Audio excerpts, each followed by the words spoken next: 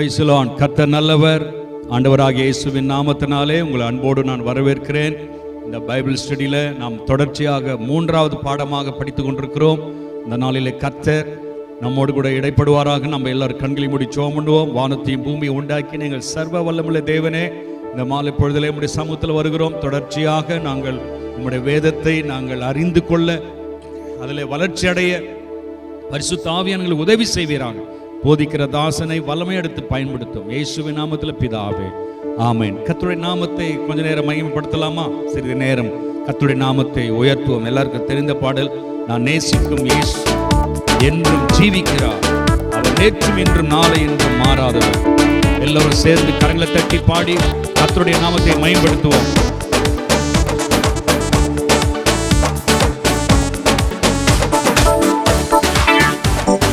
நேசிக்கும் இயேசு தேவன் என்றும் ஜீவிக்கிறார், அவர் நேற்றும் இன்றும் நாளை என்றும் மாறாதவர். அவர் நேற்றும் இன்றும் நாளை என்றும் மாறாதவர். நான் நேசிக்கும் தேவன் இயேசு என்றும் ஜீவிக்கிறார், அவர் நேற்றும்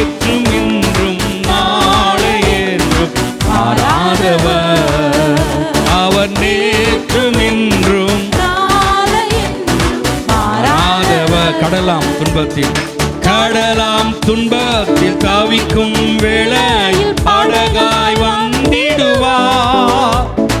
கடலாம் துன்பத்தில் தவிக்கும் வேளையில் படகாய் வந்திடுவார். இருடனிலே பகலவனா இயேசுவே ஒளி தருவார். இருடனிலே பகலவனா இயேசுவே ஒளி தருவார். பாடி மகிழ்ந்திடுவே, மகிழ்ந்திடுவே, இயேசுவை துதித்திடுவே. ஆமென். நான் பாடி மகிழ்ந்திடுவே, என் இயேசுவை துதித்திடுவே.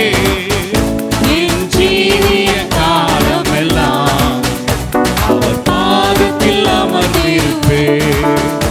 என் ஜீவிய காலமெல்லாம் அவர் பாதத்தில். பாவ நோயாலே வாடும் நேரத்தில், பாவ நோயாலே வாடும் நேரத்தில் மருத்துவராகிடுவார். பாவ நோயாலே வாடும் நேரத்தில் மருத்துவராகிடுவார். ஆமென். மயங்கி விழும் பசிதனிலே மன்னாவை தந்திடுவார். மயங்கி விழும் பசிதனிலே மன்னாவை தந்திடுவார். நான் பாடி மகிழ்ந்திடுவே, இயேசுவை துதித்திடுவே. நான் பாடி மகிழ்ந்திடுவே, என் இயேசுவை துதித்திடுவே. என் ஜீவிய காலமெல்லாம் அவர் பாதத்தில் அமர்ந்திருப்பே. என் ஜீவிய காலமெல்லாம் அவர் பாதத்தில்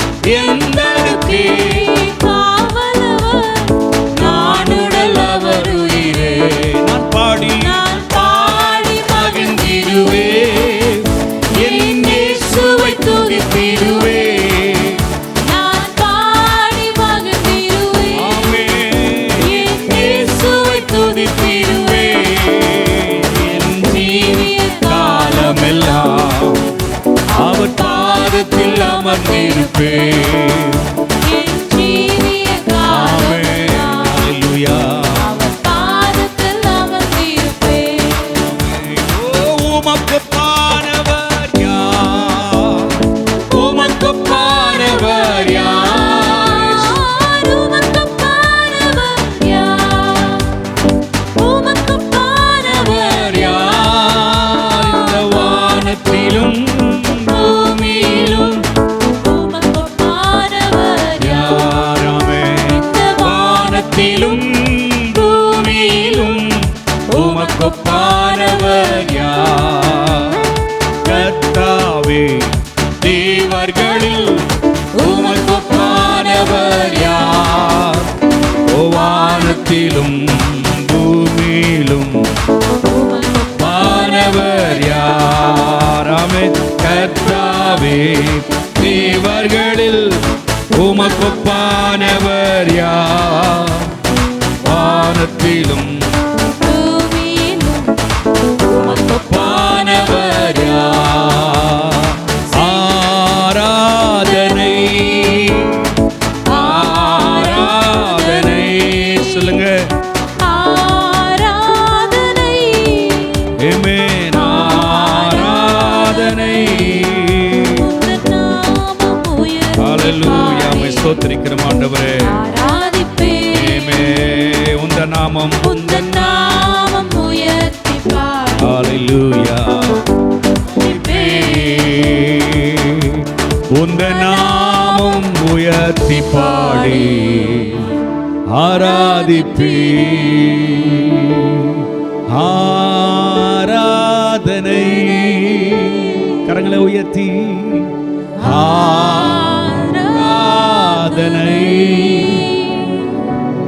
ஆராதனை. ஆராதனை. உந்த நாமம் உயர்த்தி பாடி ஆராதிப்பே. உந்த நாமம் உயர்த்தி பாடி ஆராதிப்பே. நல்லவரே, வல்லவரே, ஆராதனை, ஆராதனை. நல்லவரே, வல்லவரே, ஆராதனை, ஆராதனை. இன்னும் தேவை கிருபை தாருமே. இன்னும் தேவை கிருபை தாருமே. காத்து கொள்ள கிருபை தாருமே.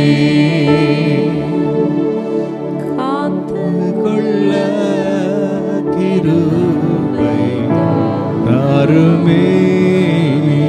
ஆண்டவரே, எங்க தேசத்திலே, பட்டணத்திலே, மாநிலங்களிலே காணப்படுகிறதான இந்த கொடிய வேதனைகள், துக்கங்கள், அழிவுகள், மரணங்கள், ஓலங்கள், கொலைகள், தற்கொலைகள், மரண ஆண்டவரே ஓலங்கள், ஆண்டவரே, இந்த நாட்களிலே நாங்கள் அதிகமாக பார்த்து சோர்ந்து போயிருக்கிறோம்ப்பா.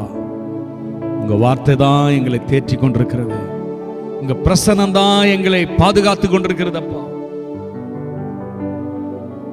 ஆண்டவரே, அன்று இஸ்ரவேல் ஜனங்களை எகிப்திலிருந்து அடிமையிலிருந்து கொண்டு வனாந்திரத்தில் ஆண்டவரே பகலிலே மேக ஸ்தம்பமாக, இரவிலே அக்கினி ஸ்தம்பமாக அவர்களை நீர் பாதுகாப்பு காத்தீரே ஆண்டவரே, வழி நடத்தினீரே ஆண்டவரே.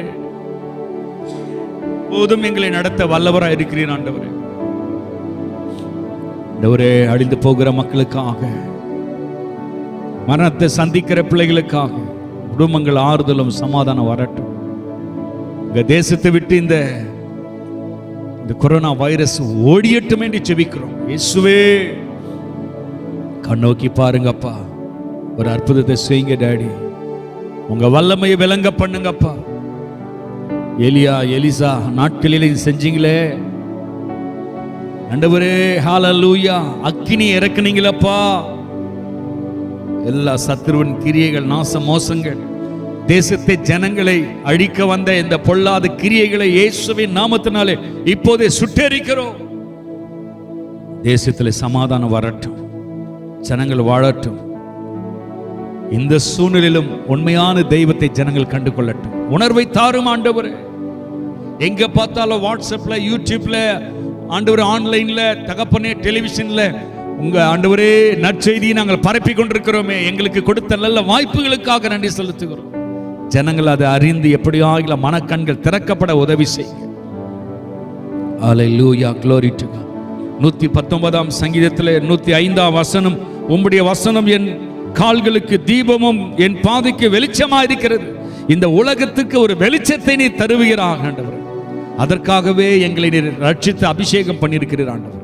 இந்த உலகத்திற்கு நீங்கள் வெளிச்சமா இருப்பீர்கள், உப்பா இருப்பீர்கள் சொன்னீங்களே ஆண்டவர். இந்த நாட்கள் இந்த பைபிள் ஸ்டடியில நாங்கள் உடைய வேதத்தை ஆராய்ந்து பார்க்கும்படி இந்த நல்ல நாட்கள் எங்களுக்கு தந்தீர். அதற்காக நன்றி. தொடர்ந்து எங்களை நடத்துங்க, ஆளுகை இயேசுவின் நாமத்தில் ஜெபிக்கிறோம் நல்ல பிதாவே, ஆமென், ஆமென். தொடர்ச்சியாக இந்த 3வது பாடமாக நாம் இந்த பைபிள் ஸ்டடியில் வந்திருக்கிறோம். வேதத்தின் மீது எப்படி வாஞ்சை, அதை எப்படி ஆசையாய் படிக்கணும், தியானிக்கணும், அதன்படி வாழ வேண்டும் என்று சொல்லி நல்ல குறிப்புகளை, வேதத்தினுடைய ரகசியங்களை நாம் கேட்டுக்கொண்டிருக்கிறோம். இன்றைக்கும் கர்த்தருடைய ஆவியானவர் நம்மோடு இடைப்படுவார். அருமையான பாஸ்டர், மதிப்பிற்குரிய பாஸ்டர் கல்யாணகுமார் அவர்கள் தொடர்ந்து நம்மத்திலே போதிப்பார்கள். நாம் கரங்களை தட்டி அவர்களை வரவேற்போம். கர்த்தர் பெரிய காரியங்களை செய்வார். ஆமென். Praise the lord. நல்லா இருக்கீங்களா? ஹல்லேலூயா. 3வது session, loving and living the scriptures. நீங்கள் 3வது செஷனும் பார்க்கறதற்கு இப்பொழுது நீங்கள் டியூன் இன் பண்ணி உட்கார்ந்துருக்கிறதே ஒரு பெரிய ஒரு சந்தோஷமான காரியம். சிலர்லாம் பார்த்தீங்கன்னா ஒரு 2 செஷன் வரைக்கும் பார்த்துட்டு, இல்லைன்னா முதல் செஷன் மட்டும் பார்த்துட்டு இப்போ இந்த 3வது செஷனுக்கு வந்திருக்கவே மாட்டாங்க. ஏனென்றால் அவர்களுக்கு அந்த ஸ்டாமினா கிடையாது. இப்போ நீங்கள் ஒரு ஃபிசிக்கலாக ஃபிட்டாக இல்லாத ஒரு ஆள் வந்து ஒரு மாடி ஏறாருன்னு வச்சுக்கலாம், மூச்சு வாங்குவார். எக்ஸசைஸே பண்ணாத ஒரு கொஞ்சம் எக்ஸசைஸ்லாம் பண்ணால் பயங்கரமாக மூச்சு வாங்கும். கொஞ்சம் நடந்தாலே கொஞ்சம் மூச்சு திணறும். இதெல்லாம் எதை குறிக்குதுன்னா ஃபிசிக்கல் ஸ்டெமினா இல்லை. அதே போல் ஆவிக்குரிய காரியத்தில் நிறைய பேருக்கு ஸ்பிரிச்சுவல் ஸ்டெமினா இருக்காது. ஆவிக்குரிய அந்த ஒரு தன்மை, அதிகமாக ஜெபிக்கிறதற்கு, அதிகமாக வேதம் வாசிக்கிறதற்கு, அதிகமான நேரம் அந்நிய பாஷை பேசுவதற்கு, தேவனுடைய சமூகத்தில் காத்திருப்பதற்கு ஸ்டெமினா சிலருக்கு இருக்காது. எனக்கு போன வாரத்தில் ஒரு தம்பி, இன்ஃபேக்ட் போன வாரம் கூட கிடையாது, நேற்று ஒரு தம்பி எனக்கு சபையில் உள்ள ஒரு புதுசாக வர்ற ஒரு வாலிப தம்பி ஒரு டெக்ஸ்ட் மெசேஜ் எனக்கு பண்ணியிருந்தார். பாஸ்டர், எனக்கு நைட்டில் நான் 30 மினிட்ஸுக்கு மேலே என்னால் ஜெபம் பண்ண முடியலன்னு சொல்லிட்டு. ஆக்சுவலாக ஒரு புது விசுவாசிக்கு 30 நிமிஷம் ஜெபிக்கிறது ஒரு நல்ல காரியம்தான். அதுவும் அவருக்கு இன்னும் வாஞ்சை இருக்குது. இன்னும் he has this desire to pray more, he wants to pray more. ஆனால் எனக்கு தெரியலன்னு சொல்கிறார். அப்போ அந்த ஸ்டெமினாவை பில்டு பண்ணணும்னு ஒரு ஆசை இருக்கிறது. ஆனால் சிலர் பார்த்தீங்கன்னா ரொம்ப வருஷமாக விசுவாசிகளாக இருப்பாங்க, ஆனாலும் அவர்களுக்கு 10 நிமிஷம் 5 நிமிஷத்துக்கு மேலே ஜெபம் பண்ண தெரியாது. வேதம் வாசிப்பு என்று எடுத்துக்கொண்டால் ஒரு 5-10 நிமிடத்திற்கு மேலே ஓடாது. ஆவிக்குரிய புத்தகங்களை வாசிப்பதற்கு எந்த புத்தகத்தையும் ஆரம்பித்து ஃபுல்லாக முடிக்க மாட்டாங்க. அவர்களுக்கு நீண்ட நேரம் இப்படி பிரசங்கத்தை கேட்க அவர்களுக்கு அந்த ஃபோக்கஸ், அந்த கவனம் அவர்களுக்கு இருக்காது. இதெல்லாம் வந்து ஸ்பிரிச்சுவல் ஸ்டெமினா இல்லாத ஒரு நிலை. நல்லா உங்களுக்கு ஆலோசனையாக சொல்கிறேன். எப்படி ஃபிசிக்கல் ஃபிட்னஸுக்கு அந்த ஃபிசிக்கல் ஸ்டெமினாவை பில்ட் பண்ண வேண்டியது அவசியமோ அல்லது களைப்பு உண்டாகி விடுமோ, அதே போல் ஆவிக்குரிய காரியத்தில் களைப்பு உண்டாகி விடுகிறது அநேகருக்கு. ரொம்ப நேரம் ஜெபிக்க முடியல, ரொம்ப நேரம் வேதம் வாசிக்க முடியல, ரொம்ப நேரம் ஆவிக்குரிய காரியங்களில் நாட்டம் இல்லை. இப்போ பாருங்களேன், இந்த போதனை தொடரில் இது வந்து 3வது செஷன். நிறைய பேர் இந்த 3வது செஷனுக்கு வந்திருக்க மாட்டாங்க. பட் ஆனால் I am so glad that you are here listening to the third part of the teaching. இது நம்ம தொடர்ந்து பல செஷன் போகிறது. முடிவு வரைக்கும் எத்தனை பேர் இருக்க போறீங்கன்னு பார்க்க போகிறோம். ஆண்டவர் உங்களுக்கு உதவி செய்வாராக. இந்த ஆவிக்குரிய ஸ்டெமினாவை நீங்கள் வளர்த்து கொள்ள நான் உங்களை என்கரேஜ் பண்ணுகிறேன். இன்றைக்கு கர்த்தர் நம்மோடு கூட பேச வேண்டும், கற்றுக் கொடுக்க வேண்டும் என்று சொல்லி ஒரு நிமிஷம் ஜெபம் பண்றீங்களா என்னோடு கூட சேர்ந்து? நல்ல தகப்பனே, எங்களுக்கு இந்த போதனைகளை கேட்பதற்கு ஒரு வாய்ப்பை, ஒரு தருணத்தை நீர் கொடுத்திருக்கிறதற்காக ஆண்டவரே உம்மை ஸ்தோத்திரிக்கிறோம். Lord, we thank you for giving us this opportunity, Lord, to study your word, to Lord listen to these teachings. May we, Lord, have an understanding, Lord, of the importance of the study of God's word. தேவனுடைய வசனத்தை படிக்கிற ஒரு ஆற்றல் ஆண்டவரே எங்களுக்கு உண்டாவதாக. அதை நாங்கள் வளர்த்துக்கொள்ள எங்களுக்கு கிருபை தருவீராக. ஆண்டவரே, தேவனுடைய வசனத்தை ஜீவனுள்ள வார்த்தைகளாக புரிந்து கொள்வது, பெற்றுக்கொள்வது எப்படி என்பதை நாங்கள் ஆண்டவரே போன வாரத்திலே படித்தோம். இன்றைக்கும் தொடர்ந்து படிக்க போகிறோம். எங்களுக்கு நீர் உதவி செய்வீராக. How to enjoy the reading of God's word. Lord, help us. Thank you, Lord. வேதத்திலே உள்ள மகத்துவங்களை நாங்கள் அறிந்து கொள்ள எங்கள் கண்களை திறந்தருளும் ஆண்டவரே. உமக்கு ஸ்தோத்திரம், உமக்கு ஸ்தோத்திரம். கிருபை தாரும். இயேசுவின் நாமத்தில் ஜெபிக்கிறோம் எங்கள் நல்ல பிதாவே. ஆமென். Loving and living the scriptures, third session. போன செஷன்ல வேத வாசிப்பை இன்பமாக்கிக் கொள்வது எப்படி என்று சொல்லி 8 காரியங்கள் அதிலே இருக்கிறது என்றும், அதிலே 3 காரியங்களை நான் உங்களுக்கு போன செஷன்ல உங்களுக்கு சொல்லிக் கொடுத்தேன். இன்றைக்கு மீதியான 5 காரியத்தை நாம் பார்க்க போகிறோம். அந்த 3 காரியத்தை உங்களுக்கு ஞாபகம் மூட்டி நான் மீதி 5 காரியத்திற்கு நான் போகட்டும். தேவனுடைய வசனத்தை இன்பமாக்கிக் கொள்வது எப்படி? 8 aspects that will help you to have the Bible come alive. Number 1, when we realize that the Bible is no ordinary book.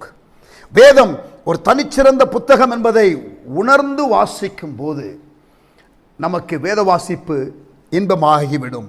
இரண்டாவது, வேத வசனத்தை நமக்கு கொடுத்ததான ஆவியானவரை நண்பராக்கி கொள்ளும் பொழுது, அவரோடு நல்லுறவை வளர்த்து கொள்ளும் பொழுது, அந்த வேத வசனத்தின் ஆக்கியோனை நாம் அறிந்து கொள்ளும் போது, அறிந்து வாசிக்கும் போது அது நமக்கு இன்பமாகிவிடும். மூன்றாவது, when we approach it prayerfully, ஜெபத்தோடு கூட நாம் அணுகும்போது, ஆண்டவர் என்னோடு பேச வேண்டும் என்ற எதிர்பார்ப்போடு, ஜெபத்தோடு, அந்த ஒரு மனநிலையோடு நாம் போகும் பொழுது அதிகமாக வேத வாசிப்பை களிகூர்ந்து சந்தோஷத்துடனே நாம் வாசிப்போம். எப்படி அந்த சங்கீதக்காரன் சங்கீதம் 119 தன்னுடைய அனுபவங்களை எல்லாம் வேதவசனத்தினுடைய மேன்மையை சொல்லி சொல்லி அவன் அதில் இருக்கிறதான அந்த ஒரு சந்தோஷத்தை வெளிப்படுத்துகிறானோ, அதே போல உங்களுக்கும் அந்த அனுபவம் உண்டாவதாக. ஆமேன். கர்த்தாவே, உமது வசனம் என்றென்றைக்கும் வானங்களில் நிலைத்திருக்கிறது என்று சங்கீதம் 119:89 வாசிக்கிறோம். 104ஆம் வசனத்தில் உமது கட்டளைகளால் உணர்வடைந்தேன், ஆதலால் எல்லா பொய் வழிகளையும் வெறுக்கிறேன். பாருங்க, வசனத்தை அறிந்து கொள்கிறதுனால பொய் வழிகளை வெறுக்கிறேன் என்று சங்கீதக்காரன் சொல்லுகிறான். 104ஆம் வசனத்தை நான் வாசித்தேன். 102ஆம் வசனம், நீர் எனக்கு போதிக்கிறபடியால் நான் உம்முடைய நியாயங்களை விட்டு விலகேன். 101ஆம் வசனம், உம்முடைய வசனத்தை நான் காத்து நடக்கும்படிக்கு சகல பொல்லாத வழிகளுக்கும் என் கால்களை விலக்குகிறேன். 100ஆம் வசனம், உம்முடைய கட்டளைகளை நான் கை கொண்டிருக்கிறபடியால் முதியோர்களை பார்க்கிலும் ஞானம் உள்ளவனாயிருக்கிறேன். தேவ வசனத்தை நாம் வாசிக்க வாசிக்க நாம் ஞானம் உள்ளவர்களாக நாம் மாறுவோம். நாலாவதாக, how to enjoy the word of God. தேவனுடைய வசனத்தை நாம் வாசிக்கும் பொழுது அதை இன்பமாக்கிக் கொள்வது எப்படி என்று பார்த்து கொண்டிருக்கிறோம். நாலாவது காரியம், when we approach it imaginatively. கற்பனையாக வேத சம்பவங்களோடு நம்ம நிறுத்தி படிக்கும் பொழுது, See, you can either read the Bible from outside or inside. வேதத்தை நீங்கள் வாசிக்கும் பொழுது வெளியிலிருந்து வாசிக்கலாம் அல்லது உள்ளே இருந்து வாசிக்கலாம். வேதத்திலே உள்ள கதாபாத்திரங்களினுடைய அந்த நிலையிலே உங்களை வைத்துக்கொண்டு, placing yourself in the shoes of Bible characters. இப்போ நல்லா கவனிங்க, கற்பனையோடு வாசிக்கிறது. நீங்க அப்படியே லூக்கா 19ஆம் அதிகாரத்தில் சகேயு என்ற ஒரு மனுஷன் எப்படி இயேசுவை ஒரு மரத்திலிருந்து பார்க்கிறான் என்பதை நீங்கள் கற்பனை செய்து வாசிக்க வேண்டும் என்றால் கவனிங்க, இதுவரை அவன் பார்த்ததே கிடையாது சகேயு இயேசுவை. இயேசு இப்பொழுது அந்த ஊர் வழியாக வருகிறார். அவர் ஒரு வரி வசூலிக்கிறவர்களுக்கெல்லாம் தலைவன், ஒரு கலெக்டர் மாதிரி, ஒரு டிஸ்ட்ரிக்ட் கலெக்டர் மாதிரி. ஆனால் ஊரை ஏமாற்றி அவன் அந்த கள்ளத்தனமா அந்த பணத்தை சம்பாதிக்கிற ஒரு ஆள், ஊரை இடிச்சு உலையில போடுறவன் சொல்லுவாங்கல்ல, அந்த மாதிரி ஆள் இவன். யாருக்கும் இவனை பிடிக்காது.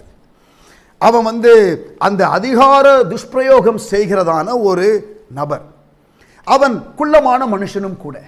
இயேசு எங்கெல்லாம் போகிறாரோ அங்கெல்லாம் திரளான ஜனங்கள் வருகிறார்கள் என்பதை அவன் கேள்விப்படுகிறான். ஒரு அரசு அதிகாரி இப்பொழுது எரிகோவிற்கு இயேசு வருகிறார் என்று கேள்விப்பட்டு அவரை பார்க்க ஆசையாய் இருக்கிறான். எந்த வழியாய் வருவார் என்பதை அறிந்து கொண்டு இப்பொழுது அந்த வழியிலே இருக்கிற ஒரு காட்டாத்தி மரத்திலே அவன் அப்படியே மேலே உட்கார்ந்து அவர் அந்த வழியாக போவார், நான் பார்ப்பேன் என்று சொல்லுகிறான். பாருங்க, நீங்கள் பாப்புலராக இருக்கிறதான ஒரு பெரிய ஒரு தலைவர், ஒரு நல்ல ஒரு லீடர் நீங்கள் இதுவரைக்கும் பார்த்ததே கிடையாது, ஆனால் நீங்கள் பார்க்க வேண்டும் என்று விரும்புகிறீர்கள். உங்கள் தெருவழியாக வருகிறார். நீங்கள் அப்படியே அந்த வீட்டு மாடியில் இருந்து அங்கிருந்து நீங்கள் எப்படியாவது அவரை பார்த்துடலாம், ஏன்னா திரளான கூட்டங்கள் அங்கே வரும்னு உங்களுக்கு தெரியும், சொல்லியிருக்கிறாங்க.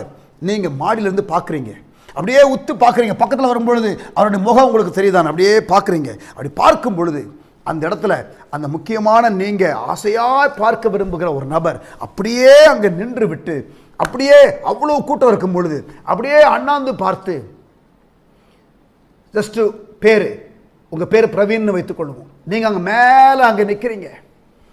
டக்குன்னு அவர் பார்த்து, பிரவீன் கீழே இறங்கி வாங்க, உங்கள் வீட்டில் தங்கணும் அப்படின்னு சொன்னால் எப்படி இருக்கும்? அதே போலதான் சகேயு இதுவரை பார்த்ததில்லை, அறிமுகமானதில்லை, எப்படி என் பேர் தெரியும்? இங்கே பாருங்க, பிரவீன் என்று அந்த நபர் கூப்பிடும் பொழுது உங்களுக்கு உங்க பேர் பிரவீன், எப்படி என் பேர் தெரியும் அவருக்கு அப்படின்னு உங்களுக்கு ஆச்சரியமா இருக்கும்ல. அதே போலதான் சகேயுவை ஆண்டவர் இதற்கு முன்பதாக பார்த்ததில்லை, இயேசு இதற்கு முன்பதாக பார்த்ததில்லை. ஆனால் சகேயுவே இறங்கி வா, உன் வீட்டில் தங்கணும் என்று இயேசு சொன்னார். இப்போ நான் என்ன பண்ண தெரியுமா? இந்த லூக்கா 19ஆம் அதிகாரத்தை அப்படியே இமேஜின் பண்ணி படிக்கிறேன். அதே போல நீங்க கேட்கிற நீங்களும் இமேஜின் பண்ணி அதை புரிந்து கொள்வதற்கு நான் உதவி செய்கிறேன். இப்படி வாசிக்கும் பொழுது உங்களுக்கு அந்த வேத பகுதி வாசிப்பு இன்பமாகிவிடும். You will begin to enjoy the reading of God's word. அந்த கான்டெக்ஸ்ட், அந்த சூழ்நிலை, அதனுடைய அந்த பின்னணி, இதெல்லாம் புரிந்து கொண்டு நீங்கள் வாசிக்கும் பொழுது உங்களுக்கு அது இன்பமாகிவிடும். Imagination is a gift from God. It could be used for good purpose and also for bad purpose. கற்பனை என்பது தேவன் நமக்கு கொடுத்ததான ஒரு பெரிய ஒரு ஈவு. இதை நல்ல காரியத்திற்கும் பயன்படுத்தலாம், கெட்ட காரியத்திற்கும் பயன்படுத்தலாம். A psychologist says every great achievement has to be imagined first in the mind before it can be turned into reality. ஒரு அந்த மனநிலை நிபுணர் சொல்லுகிறார், எந்த ஒரு பெரிய காரியத்தையும், எந்த ஒரு பெரிய ஒரு சாதனையும் செய்கிற ஒரு நபர் எந்த ஒரு காரியத்தையும் செய்வதற்கு முன்னதாக அவர் முதலாவது தன்னுடைய மனதிலே அதை கற்பனை செய்திருக்க வேண்டும், நிஜத்திலே பார்ப்பதற்கு முன்னதாக என்று சொல்லுகிறார். 1969ஆவது ஆண்டில் மனிதன் முதலாவது தன்னுடைய காலை சந்திரனிலே வைத்தான். The first man landed in the moon in the year 1969. But you know what? Before that actually happened in 1969, 1969 நடக்கிறதற்கு முன்னதாக பல முறை இதை குறித்து பலர் கற்பனை செய்து பார்த்ததுனாலே தான் அது ஆக்சுவலா நடந்தது. இமேஜின், நல்லா உங்களுக்கு என்கரேஜ் பண்றதுக்காக சொல்றேன். when you read the Bible, imagine you being one among the 12 disciples sitting with Jesus and listening to his sermon on the mount. இயேசுவினுடைய மலை பிரசங்கத்தை நீங்கள் வாசிக்கும் பொழுது மத்தேயு 5:6-7 அப்படியே நீங்கள் அங்கே இயேசுவினுடைய 12 சீஷர்களில் நீங்களும் ஒருவராக இருந்து கேட்டுக்கொண்டிருக்கிறீர்கள் என்று கற்பனை செய்து பாருங்கள். அந்த கற்பனையோடு நீங்கள் அதை வாசியுங்கள். இயேசு உங்களிடத்தில் நேரடியாக பேசுகிறதை போல கற்பனை செய்து பாருங்கள். அதிலிருந்து உங்களுக்கு கிடைக்கிற அந்த சத்தியம், அதனுடைய அந்த சாராம்சம் இன்னும் விசேஷமாக இருக்கும். You being with the crowd of people where people are pushing to see Jesus. இயேசு திரளான ஜனங்கள் நடுவில் போய் கொண்டிருக்கும் பொழுது அந்த 12 வருஷமாய் பெரும்பாலுள்ள ஸ்திரீ அப்படியே அந்த கூட்டத்திற்குள்ளே புகுந்து இயேசுடைய வஸ்திரத்தின் தொங்கலை தொட்டதை நீங்கள் செய்கிறதாக உங்களுக்கு ஒரு பிரச்சனை இருக்கிறது, நீங்கள் அப்படி போகிறதாக கற்பனை செய்து பாருங்கள். Imagine yourself to be David dancing before the ark of the Lord. உடன்படிக்கை பெட்டிக்கு என்பதாக தாவீது நடனமாடினது போல தேவனுடைய சமூகத்திலே நீங்கள் களி கூறுகிறதை அப்படி கற்பனை செய்து பாருங்கள். அவருடைய பிரசன்னத்தில் நீங்கள் விடுதலையோடு கூட கர்த்தரை நீங்கள் ஆராதியுங்கள். வேதத்திற்கு வெளியில இருந்து வாசிக்கலாம் அல்லது வேதத்திற்கு உள்ளே இருந்து வாசிக்கலாம். You can come to it in a detached fashion or you can actually slip inside the covers and live within the divine word itself when you read the Bible. நீங்கள் அப்படியே டிட்டாச்சாக இருந்து வாசிக்கலாம் அல்லது கம்ப்ளீட்டா அட்டாச்டா நீங்கள் உள்ளே இருந்து வாசிக்கலாம். Imagine being Paul or being with Paul in prison. நீங்கள் சிறைச்சாலையிலே பவுலோடு கூட அது சீலாவை போல நீங்கள் உங்களை வைத்து கற்பனை செய்து பாருங்கள் எப்படி இருந்திருக்கும். அடித்து உதைத்து உள்ளே போட்டார்கள். இரவிலே அவர்கள் பாடல் பாடுகிறார்கள். திடீரென்று தேவனுடைய இடைபாடு உண்டாகிறது. அந்த கான்டெக்ஸ்ட் அதை படிச்சு பாருங்க. அந்த வேத வசனத்தை அப்போஸ்தலர் 16ஆம் அதிகாரத்தில் பவர்ஃபுல்லா இருக்கும். Imagine being one of the 10 lepers. 10 குஷ்டரோகி சுகமானார்கள். ஒரு குஷ்டரோகி மட்டும் தான் வர்றான். அப்ப இயேசு அவன்கிட்ட சொல்றாரு, மற்றவர்கள் எங்கே என்று கேட்கிறார். இமேஜின் பண்ணி பாருங்க. நன்றியாக இருக்கிற அந்த ஒரு குஷ்டரோகி, ஆண்டவரே எத்தனையோ நன்மைகளை பெற்றுக்கொண்டேன், அந்த ஒரு குஷ்டரோகி ஆண்டவரே நன்றி சொன்னான். அதே போல நானும் வருகிறேன் என்று சொல்லி ஆண்டவருக்கு நன்றி சொல்லலாம்.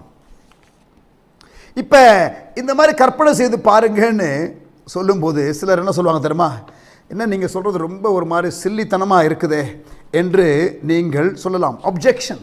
நான் சொல்றேன், நீங்க ட்ரை பண்ணி பாருங்க, அப்படி வாசிச்சு பாருங்க, you will begin to enjoy it. நல்லா இமேஜின் பண்ண முடியாதுங்க என்னால், நீங்கள் சொல்கிற மாதிரிலாம் என்னால் இமேஜின் பண்ணி பார்க்க முடியாது என்று நீங்கள் சொல்லலாம். எத்தனையோ காரியங்களை கற்பனை செய்து நம்ம பார்க்குறோம். கவலைப்படுறது தெரியுமா உங்களுக்கு? யாரை கற்றுக் கொடுத்தாங்களா? அது ஒரு நெகட்டிவ் சிச்சுவேஷன் அப்படியே யோசிச்சுக்கிட்டே இருக்கிறது, கற்பனை செய்து கொண்டே இருக்கிறது, அதுதான் கவலை, அதுதான் பயம். லிசன், வசனத்தை தியானிக்க தியானிக்க தியானிக்க தியானிக்க அதுதான் இமேஜினேஷன். கர்த்தருடைய வேதத்தை இரவும் பகலும் தியானிக்கிற மனுஷன் பாக்கியவான், அவன் செய்வது எல்லாம் வாய்க்கும் என்று வேதம் நமக்கு சொல்லுகிறது. இது நன்மையை கொண்டு வரும். ஆகவே நீங்கள் செய்யலாம். 4வதாக, நீங்கள் கற்பனையோடு நீங்கள் அணுகும் பொழுது. Number 5, 5வதாக, when we meditate his word, வசனத்தை தியானிக்கிறது. கற்பனை அதிலே இன்னொரு லெவல், அது திருப்பி திருப்பி திருப்பி திருப்பி யோசிக்கிறது, அதையே திருப்பி அதே வசனத்தை மறுபடியும் பார்க்கிறது, வேறு ஒரு கோணத்திலே பார்ப்பது. ஒரு வசனத்தை எடுத்து அதை அப்படியே ஆழ்ந்து சிந்திப்பது. only a very small percentage of Christians meditate the scriptures என்று சொல்லுகிறார்கள் ஆராய்ச்சியாளர்கள்.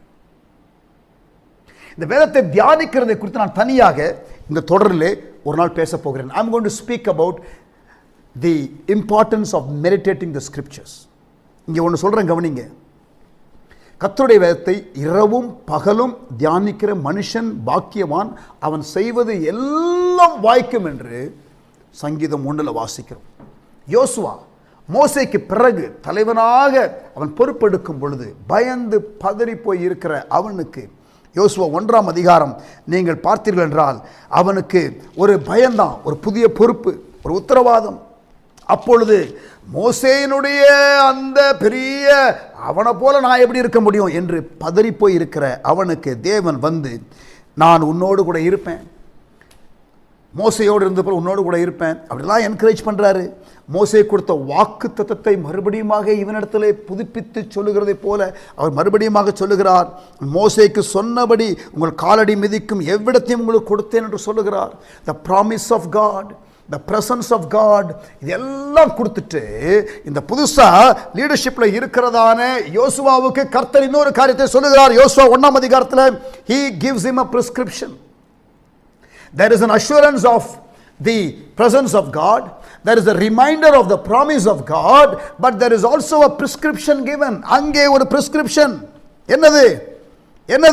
இந்த நியாயப்பிரமாண புஸ்தகம் உன் வாயை விட்டு பிரியாதிருப்பதாக, இதில் எழுதியிருக்கிறவைகளின் படியெல்லாம் நீ செய்ய கவனமாயிருக்கும்படி இரவும் பகலும் அதை தியானித்து கொண்டிருப்பாயாக, அப்பொழுது நீ உன் வழியை வாய்க்க பண்ணுவாய்.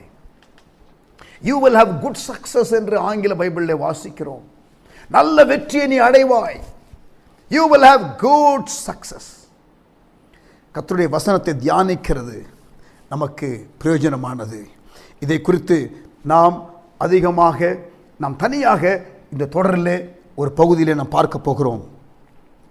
கிறிஸ்டியன் மெடிடேஷனுக்கும் ஈஸ்டர்ன் ரிலிஜியஸ் மெடிடேஷனுக்கும் உள்ள வித்தியாசம் என்ன?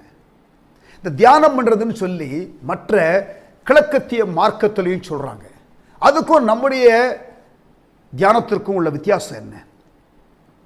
Eastern religious meditation talks about emptying your mind.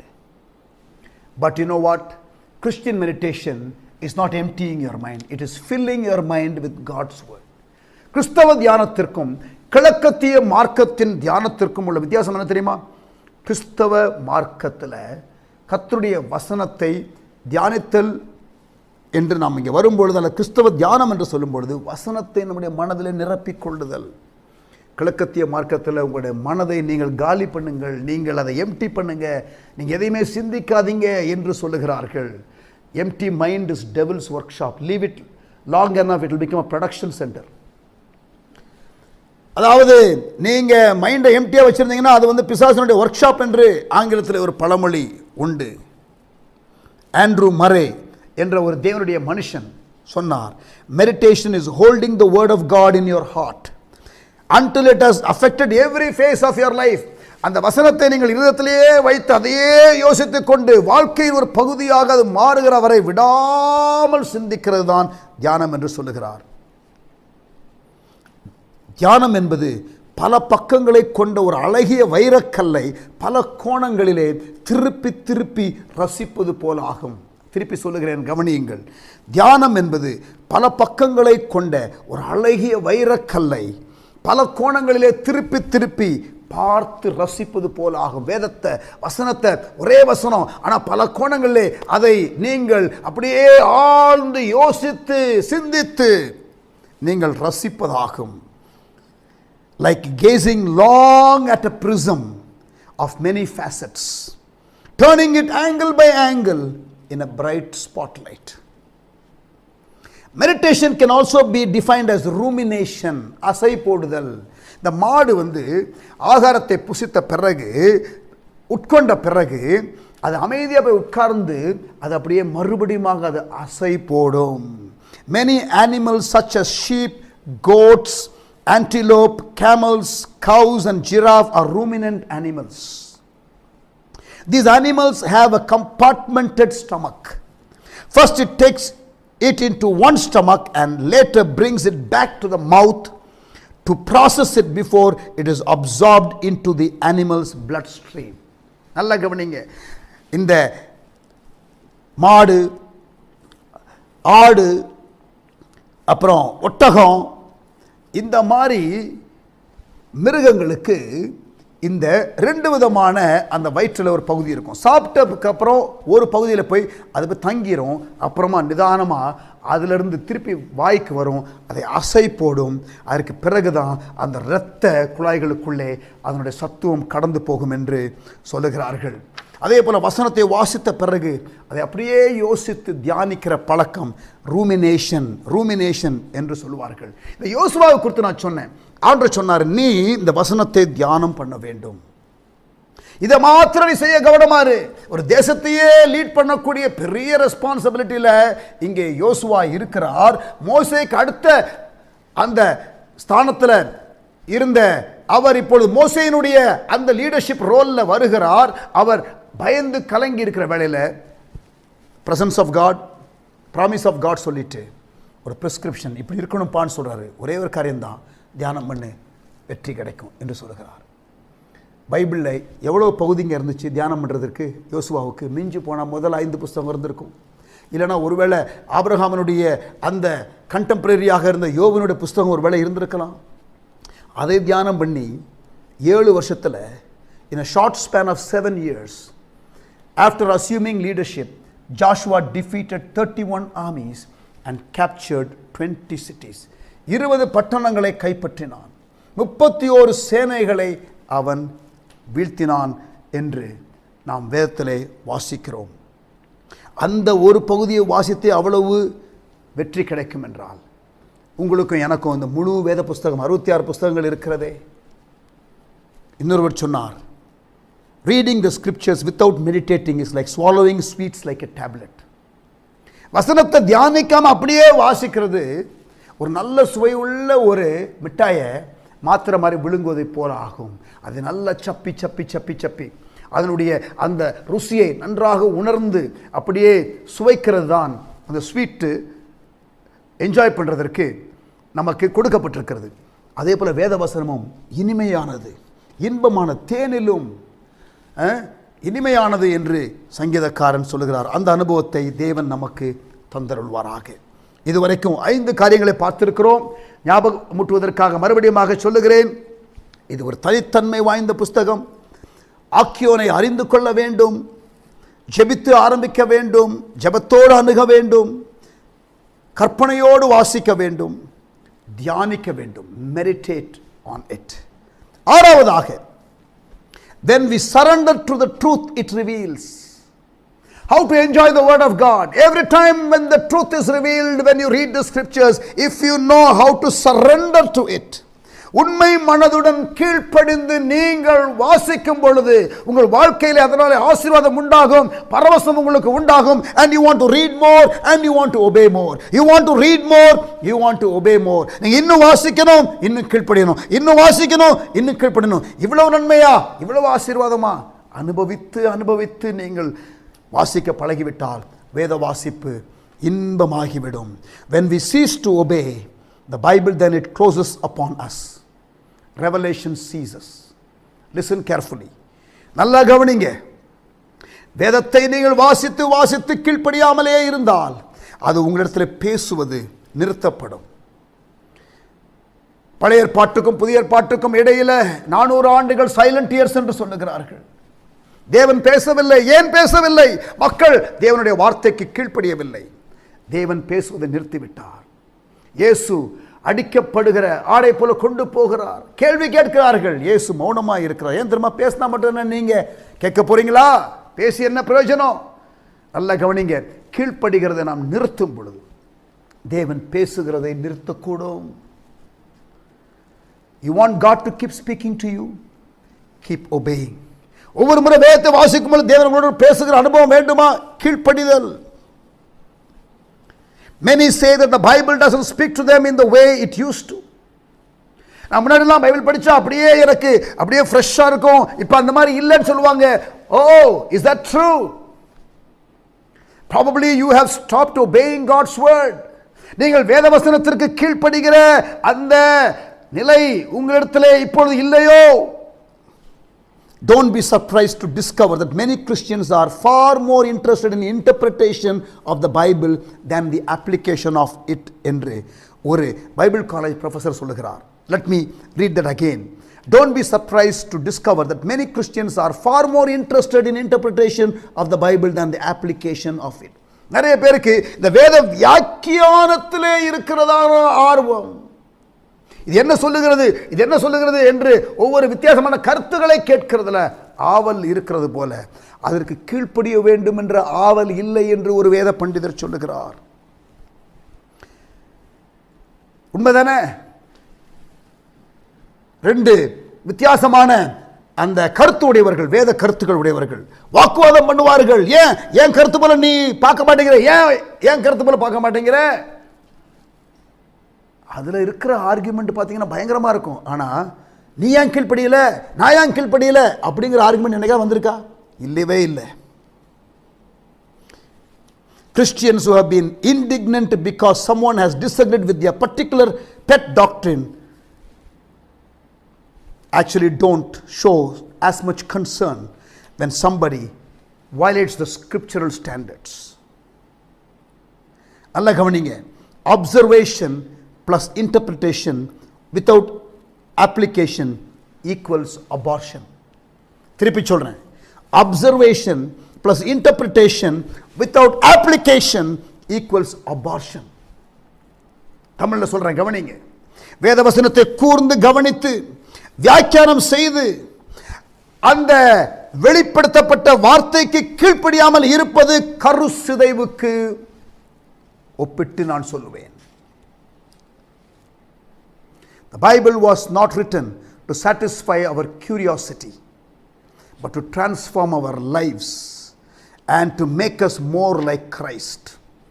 வேதவசனம் நமக்கு பரவசப்படுத்த கொடுக்கப்படவில்லை, பரிசுத்தமாக்க கொடுக்கப்பட்டிருக்கிறது. அறிவை பெருக செய்ய அல்ல, உறவை வளர்த்து கொள்ள நமக்கு கொடுக்கப்பட்டிருக்கிறது. நம்முடைய ஆர்வத்தை தூண்டுவதற்காக அல்ல, நம்மை ஆராய்ந்து பார்த்து நம்மை தூய்மையாக்கிக் கொள்வதற்காக கொடுக்கப்பட்டிருக்கிறது. 119வது சங்கீதம் மறுபடியும் அதே வசனத்திற்கு, அதே அதிகாரத்திற்கு நாம் வருகிறோம். ஏனென்றால் அந்த வசனத்திலே ஏராளமான வார்த்தைகள் தேவனுடைய வசனத்தை குறித்து சொல்லப்பட்டிருக்கிறது. சங்கீதம் 119, 167. I obey your statutes for I love them greatly. 167வது வசனம் 119வது சங்கீதத்தில், என் ஆத்துமா உமது சாட்சிகளை காக்கும், அவைகளை நான் மிகவும் நேசிக்கிறேன். என் ஆத்துமா உமது வசனத்திற்கு கீழ்ப்படியும், நான் அதை அதிகமாய் நேசிக்கிறேன், நான் அதை அதிகமாய் நேசிக்கிறேன். லூக்கா 23ஆம் அதிகாரத்தில் 9ஆம் வசனத்தில், Luke chapter 23 and verse 9, ஏரோது இயேசுவை கேள்வி கேட்கிறான். அநேக காரியங்களை குறித்து அவரிடத்தில் வினாவினான். அவர் மறுமொழியாக அவனுக்கு ஒன்றும் சொல்லவில்லை.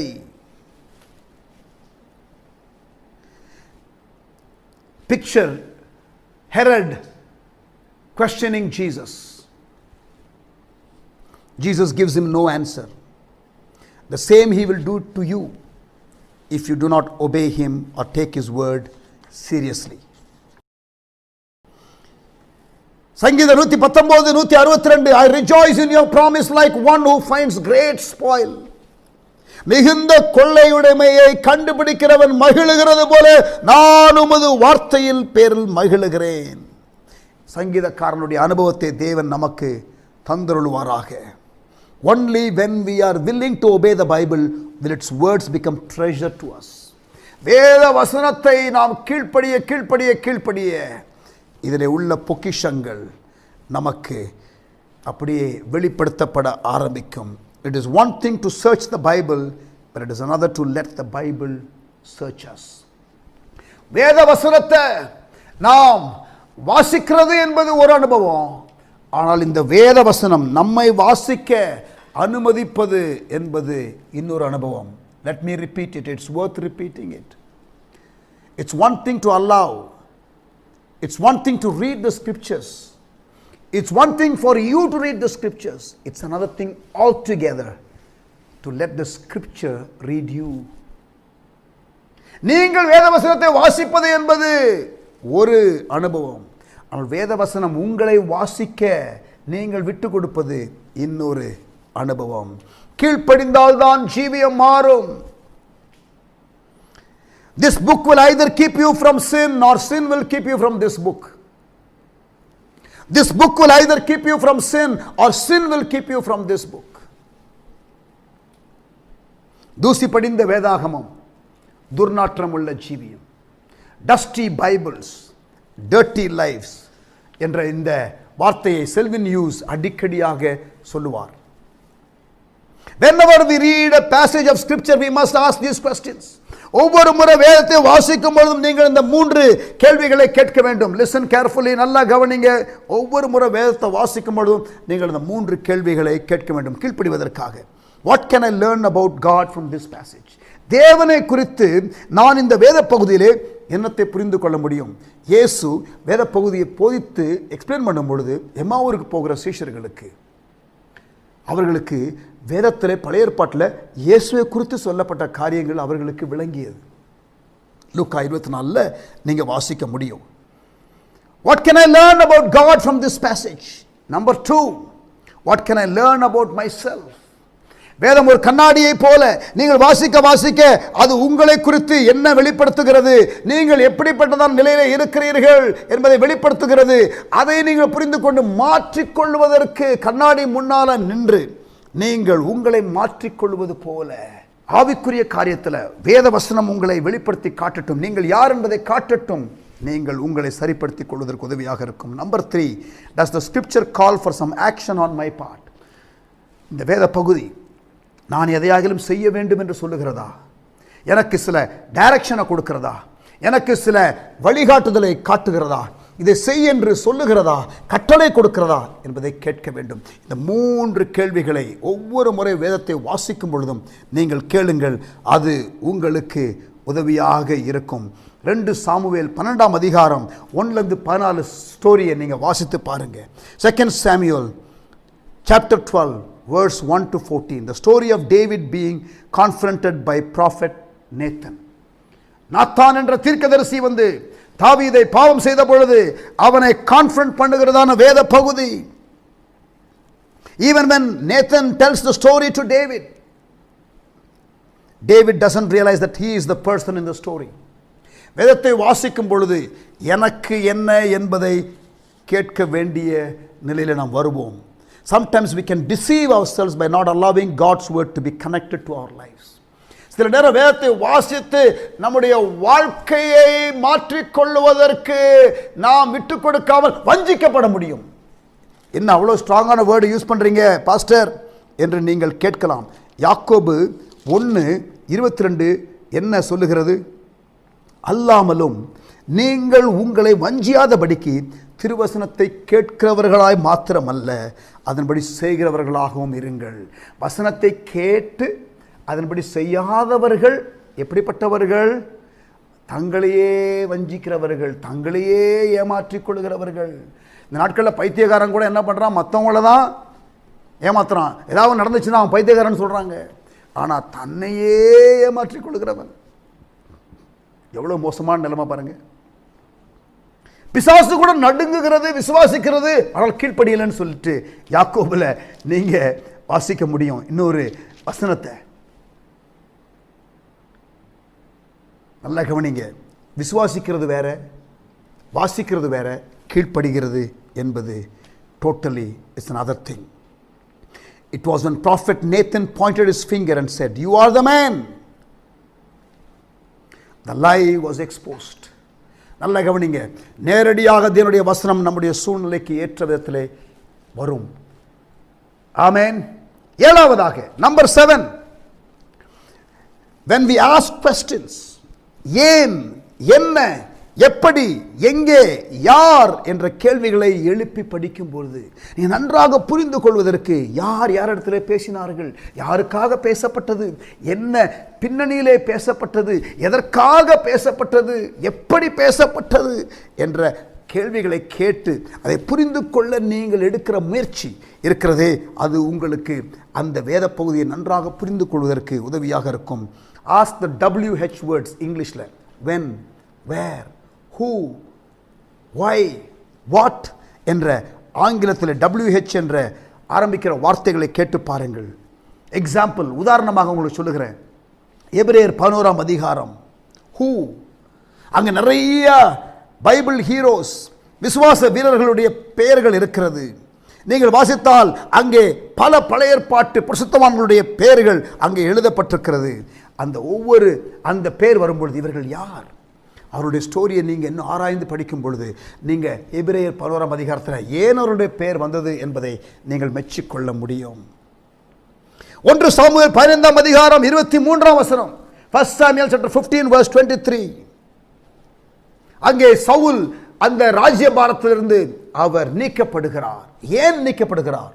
What is happening, why it's happening என்ற கேள்வியை நீங்கள் கேட்டு நீங்கள் அதை திருப்பி திருப்பி படிக்கும் பொழுது அந்த ஸ்டோரி உங்களுக்கு மிகவும் நன்றாக விளங்கும்.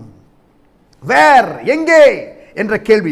பவுலுடைய மிஷனரி ஊழியத்தை நீங்கள் படிக்கும் பொழுது அவர் எப்படி போனார், எந்த மேப்பு நீங்கள் பைபிளில் பின்னாடி பார்த்தீங்கன்னா தமிழ் பைபிளில் உங்களுக்கு பவுலுடைய முதல் மிஷனரி பிரயாணம், பவுலுடைய 2வது மிஷனரி பிரயாணம், பவுலுடைய 3வது மிஷனரி பயணம் என்று இருக்கும், அல்லது பவுலன் மிஷனரி பிரயாணம் பண்ணினதான தேசங்கள் என்று சொல்லி இருக்கும். அப்போ ஒரு ஊரில் இன்னொரு ஊருக்கு போறாருன்னா எவ்வளோ தூரம் என்பதை நீங்கள் மேப்பில் பார்க்கலாம். வேர், ஆபிரகாமனுடைய பயணம்.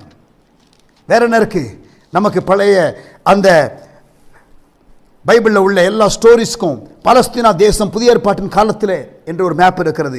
இஸ்ரவேல் கோத்திரத்தின் தேசப்படம் என்று ஒன்று இருக்கிறது. ஆபிரகாம் பிரயாணம் பண்ணின தேசங்கள் என்று இருக்கிறது. இதெல்லாம் நீங்கள் வைத்து மேப்பை வச்சு இவ்வளவு தூரம் போயிருக்காரோ என்று சொல்லி நீங்கள் படிக்கும் பொழுது அது உங்களுக்கு மிகவும் அந்த என்ஜாயபிளாக இருக்கும். வென், எப்பொழுது நடந்தது? Jesus prayed all night, Jesus prayed early morning, 11வது மணி நேரத்தின் அந்த வேலைக்காரன். இதெல்லாம் வாசிக்கும் பொழுது அது எப்பொழுது என்ற அந்த டைம் கால்குலேஷன் எல்லாம் நீங்கள் படித்து பார்க்கும் பொழுது நீங்கள் மிகவும் என்ஜாய் பண்ணுவீங்க. ஆமென். Many Christians are starving spiritually simply because they don't know how to get a meal for themselves. Very, very tragic. நல்ல கவனிங்க, நிறைய விசுவாசிகள் ஞாயிற்றுக்கிழமை பிரசங்கத்தை கேட்கிறதோட அதுவும் பாதி புரியும் பாதி புரியாது. டெய்லி வேதத்தை வாசிக்கிறதே இல்லை. ஒரு வாரத்துக்கு ஒரு முறை சாப்பிட்டா எப்படி இருக்கும் ஃபிசிக்கல் அந்த ஸ்ட்ரென்த்து, அதுபோல் ஆவிக்குரிய வாழ்க்கையில் அநேக விசுவாசிகள் தங்களுக்கென்று ஒரு ஆகாரத்தை சமைத்து இதிலிருந்து அப்படியே ஸ்டடி பண்ணி அந்த தங்களுடைய ஆவிக்குரிய வாழ்க்கையை நீங்கள் வளர்த்து கொள்வதற்கு உங்களுக்கு தெரியவில்லை. 7 காரியங்கள் இதுவரைக்கும் பார்த்திருக்கிறோம். இன்னும் ஒரே ஒரு காரியத்தை பார்க்க போகிறோம். 8வதாக, when we explore the scripture continually and persistently, வேதத்தை தொடர்ந்து விடாமுயற்சியுடன் முறையாக படிக்கும்போது, இதெல்லாம் நான் சொல்லிக்கிட்டே இருக்கும் பொழுது இந்த 2வது செஷன் 3வது செஷன் நீங்கள் கேட்டுக்கொண்டே இருக்கும் பொழுது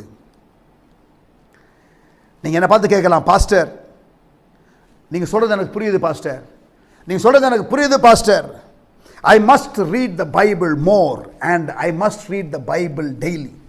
எனக்கு புரிஞ்சிருச்சு. இப்போ நீங்கள் சொல்கிற காரியத்தை இதுவரைக்கும் இந்த 3 செஷனில் நீங்கள் பேசுகிறத கேட்க கேட்க கேட்க நான் பைபிளை வாசிக்கணும், அதிகமாக வாசிக்கணும், டெய்லி வாசிக்கணும் என்று எனக்கு புரிகிறது. குட் இன்டென்ஷன், நல்ல ஒரு காரியம். Praise God, you have good intention. நல்ல ஒரு மனநிலை உங்களுக்கு இப்பொழுது வந்திருக்கிறது. ஆனால் நல்ல ஒரு ஆசை மாத்திரம் இருக்கிறது போதாது, ஆசைக்கு தகுந்த அர்ப்பணம் இருக்க வேண்டும். With the desire that you have now, you should have the discipline. உங்களுடைய ஆசை செயல் திட்டமாக மாற வேண்டும். பைபிளை புதிய ஏற்பாடை எப்படி வாசிக்கிறது? அடுத்த 2 மாதத்தில், அடுத்த 1 மாதத்தில் நான் புதிய ஏற்பாடை வாசிப்பேன். ஒரு திட்டத்தை போட்டு நீங்கள் உடனடியாக அந்த ஒழுக்கத்திற்குள்ளே கடந்து வர நான் உங்களை உற்சாகப்படுத்துகிறேன். Say to yourself, I am going to change. உங்களை பார்த்து நீங்க சொல்லிக் கொள்ளுங்க, நான் மாற போறேன், இந்த பைபிள் வாசிக்கிற காரியத்தில் நான் மாற போறேன். Speak that to your soul, speak that to yourself loudly and clearly and emphatically. ஒரு வருஷத்தில் பைபிள் படித்து முடிப்பேன். Can you set a goal for yourself? உங்களுக்கு தெரியுமா, ஒரு நாளைக்கு 4 சாப்டர் நீங்கள் பைபிளில் படிச்சிங்கன்னா ஒரு வருஷத்தில் படித்து முடிக்க முடியும். ஒரு நாளைக்கு 20 நிமிஷம் நீங்கள் ஒதுக்குறீங்கன்னா பைபிள் ரீடிங்க்கு நீங்கள் பைபிளை ஒரு வருஷத்தில் படித்து முடிக்க முடியும். நீங்க ஆதியாகமத்திலிருந்து ஆரம்பிக்க உங்களுக்கு விருப்பம் இல்லை என்றால் புதிய ஏற்பாட்டிலிருந்து நீங்கள் ஆரம்பிக்கலாமே. Reading the Bible in a year. 4 சுவிசேஷத்தை நீங்க முதலாவது ஆரம்பிக்கலாமே. மத்தேயு, மார்க்கு, லூக்கா, யோவான். அதுலயும் நீங்க மத்தேயுவிலிருந்து ஆரம்பிக்க உங்களுக்கு விருப்பம் இல்லை என்றால் ஏன் நீங்கள் யோவானை முதலாவது ஆரம்பிக்கலாமே. 66 புத்தகத்தை நல்லா கவனிங்க. இன்னொரு சேலஞ்ச் உங்களுக்கு கொடுக்குறேன். 66 புத்தகத்தை can you sit 66 times and complete the Bible? இங்க பாருங்க, சில பைபிள் புக்கு உங்களுக்கு ஒரு சாப்டர் தான், சில பைபிள் புக்கு 2 சாப்டர் தான், சில பைபிள் புக்கு 4 சாப்டர், சில பைபிள் புக்கு 3 சாப்டர், சில பைபிள் புக்கு 6 சாப்டர். இங்க பாருங்க, உங்களுக்கு 15 நிமிஷம் 20 நிமிஷம் தான் கிடைக்குது. நீங்க ஈஸியா ஒரு சின்ன செக்ஷனை வாசித்திடலாம். உங்களுக்கு கவனிங்க, நல்ல ஒரு நாளெல்லாம் இருக்கு. சங்கீதத்தை எடுத்து 150 சங்கீதத்தையும் வாசித்து முடிக்கலாம், ஆதியாகமத்தை வாசித்து முடிக்கலாம், அல்லது 2 சிட்டிங்ல வாசித்து முடிக்கலாம். 66 சிட்டிங்ல I'm challenging some of you. Take this challenge. Read the Bible in 1 year. Read the Bible in 1 year. 3 kings of Israel. Topic எல்லாம் படிக்கலாம். 3 kings of Israel and the United Israel. Saul, தாவீது, சாலமோன். அதை வாசிக்கலாம். பிரிந்து போன கோத்திரங்கள் 2 செக்ஷனை நீங்க தனியா எடுத்து வாசிக்கலாம். இஸ்ரவேல் ஜனங்களுடைய அந்த வனாந்திர பிரயாணத்தை நீங்கள் தியானித்து அதை ஸ்டடி பண்ணலாம். பவுலுடைய மிஷனரி ஊழியர்களை படிக்கலாம். இயேசுனுடைய பிரயாணங்களை நீங்க அந்த கடைசி 3 வருஷத்தை நீங்கள் நல்லா படிக்கலாம். Set a clear objective and get started immediately. ஒரு பிளானை போட்டுக்கொள்ளுங்க. 4 chapters a day வாசிங்க. 1 verse a day meditation. ஆவிக்கிற புஸ்தகத்தை வாசிங்க. பைபிள் கோர்ஸ் அட்டெண்ட் பண்ணுங்க. பைபிள் காலேஜ் படிக்கணுமா? நாங்கள் பைபிள் காலேஜ் நடத்துகிறோம். 3 month கோர்ஸ், 30 சப்ஜெக்ட் 3 மாசத்துல. Come and study. Devote your life to the study of God's word. இங்கே பாருங்க, ஒரு என்டையர் லைஃப் 70 வயசு வாழ போகிறோம் இல்லை ஆவரேஜா. அதில் 3 மாதம் வசனத்தை வாசிக்கிறதுக்காக ஒப்பு கொடுத்தா வேஸ்டா? எனக்கு ஊழிய அழைப்பு இல்லை. ஊழிய அழைப்பு உங்களுக்கு இல்லாட்டி கூட விசுவாசியை நீங்கள் 3 மாதம் பைபிள் காலேஜ் படிக்கலாம்ல. பேசிக் அடிப்படை காரியத்தை படிக்கலாம்ல. You must take some effort. Sit down today and come out with a tentative plan of how you are going to deepen your knowledge of scriptures. வேத வசனத்தின் அறிவை நான் வளர்த்துக் கொள்வதற்கு என்ன செய்ய போகிறேன் என்ற ஒரு திட்டத்தை வகுத்துக் கொள்ளுங்கள். அதோடு கூட கடைசியா ask God to help you. விருப்பத்தை உங்க உள்ளத்துல போட்டாரு. God has put the desire in your heart. பிலிப்பியர் 2 அதிகாரம் 13 வசனம். It is God who gives the desire and gives you the grace to do it. உங்கள் உள்ளத்துல விருப்பத்தை போட்டு அதை செய்கையாய் மாற்றுகிற தேவன் இப்பொழுது நடுவில் இருக்கிறார். கேளுங்க, ஆண்டவரே விருப்பத்தை போட்டீங்க, அதை செய்ய கிருபை தாருங்க. பிலிப்பியர் 2:13 வாசிங்க. கர்த்தர் உங்களுக்கு கிருபை தருவாராக. The neglect and disregard of scripture is one of the greatest insults we can give to its divine author. வேதத்தை வாசிக்காம தியானிக்காம அதற்கு கொடுக்க வேண்டிய முக்கியத்துவத்தை கொடுக்காம இருக்கிறது அதை கொடுத்த ஆசிரியரை அவமானப்படுத்துவதாகும்.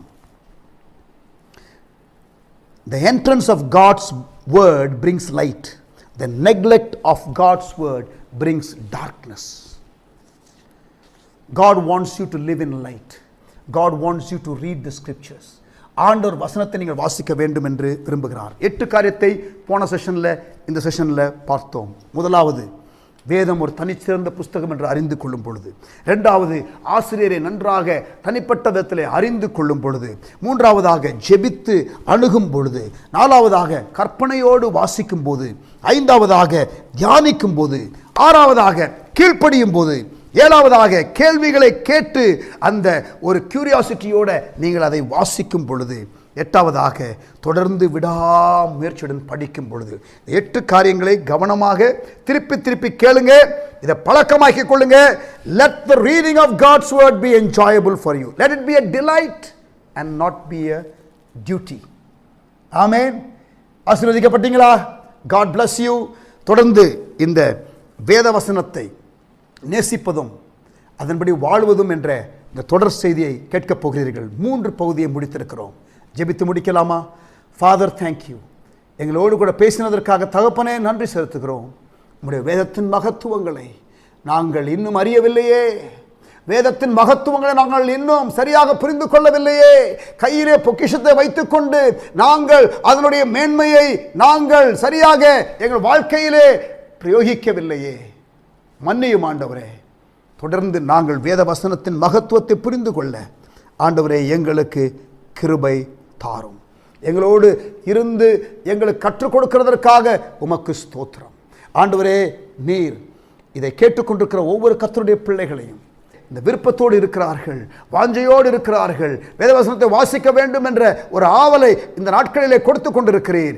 ஆண்டவரே, அவர்களுக்கு தொடர்ந்து கிருபை தாரும். அவர்களோடு கூட பேசும். ஒவ்வொரு முறை வேதத்தை அவர்கள் திறக்கும் பொழுது அவர்களோடு கூட பேசும். Thank you Jesus. இந்த அனுபவத்திற்குள்ளே எங்களை கொண்டு வருகிறதற்காக நன்றி செலுத்துகிறோம். இயேசுவின் நாமத்தில் ஜெபிக்கிறோம் எங்கள் நல்ல பிதாவே. ஆமென். God bless you. நெக்ஸ்ட் செஷன்ல உங்களை சந்திக்கிறேன். ஆமென். நாம் கர்த்தருடைய வார்த்தை கேட்டும் அநேக குறிப்புகள், வேதத்தினுடைய மகத்துவங்களை அறிந்து கொள்ளும்படிக்கு நம்முடைய மனக்கண்களை கர்த்தர் திறந்திருக்கிறார். ஆமென். இன்னும் தொடர்ந்து வருகிற வாரத்தில் அதே சீரியலை நாம் பார்க்க போகிறோம். தொடர்ந்து கர்த்தர் ஆஸ்வதிப்பாராக. God bless you. மற்றவர்களுக்கு அறிமுகப்படுத்துங்கள். வேதத்தினுடைய ரகசியங்களை நாம் குடும்பமாக அறிந்து கொள்ள வேண்டும். சொந்த பந்தங்கள், நண்பர்களுக்கு இதை அறிமுகப்படுத்துங்கள். கர்த்தர் ஆஸ்வதிப்பார். God bless you. நாம் தொடர்ந்து ஆன்லைன் வருகிற வரைக்கும் நாம் காத்திருப்போம். கர்த்தர் ஆஸ்வதிப்பார். God bless you.